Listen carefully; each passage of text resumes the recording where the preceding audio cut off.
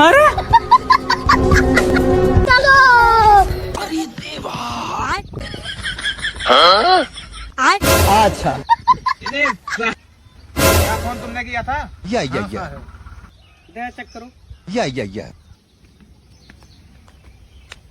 अरे ये गड़बड़ है बाबा।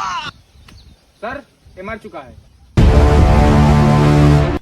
Sir 1 minute.